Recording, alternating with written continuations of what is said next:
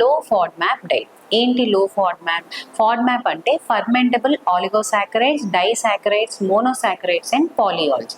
ఇవన్నీ different types of carbohydrates ఏవైతే మనం ఫుడ్ తీసుకున్నప్పుడు, ఇవి తీసుకున్నప్పుడు స్టొమక్లో డైజెషన్ కాకుండా స్మాల్ ఇంటెస్టైన్లో కూడా కొంచెమే డైజెస్ట్ అయ్యి లార్జ్ ఇంటెస్టైన్ అంటే పెద్ద పేగుకు కూడా వెళ్తాయి అనమాట.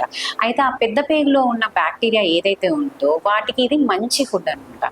ఆ ఫుడ్ని అవి ఫర్మెంట్ చేసి గ్యాసెస్ అనేవి ఎక్కువ ప్రొడ్యూస్ చేస్తాయి అనమాట. సో ఈ బ్యాక్టీరియాకి ఎక్కువ ఫుడ్ అయిన ఈ ఫాడ్మాప్ డైట్ని తగ్గించాలి మనం. ఎందుకంటే ఆ ఫాడ్మాప్ డైట్ ఎక్కువ తీసుకుంటే ఈ ఐబిఎస్ సిమ్టమ్స్ అనేవి ఎక్కువ రావచ్చు. సో వీటిలో ఏంటి, ఇందాక చెప్పినట్టు మనం మిల్క్, గ్లూటెన్ ఇవే కాకుండా ఆర్టిఫిషియల్ స్వీట్నర్స్ అంటే సార్బిటాల్ అంటాం అనమాట.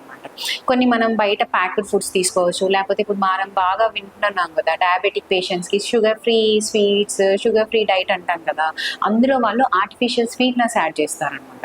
అవి కూడా మన గట్కి మంచిది కాదు. సో ఇవి కూడా ఎక్కువ ఫర్మెంట్ చేసి గ్యాస్ అనేది ఎక్కువ ప్రొడ్యూస్ చేసి ఐబిఎస్ని ట్రిగర్ చేసే ఛాన్సెస్ ఉంటాయి.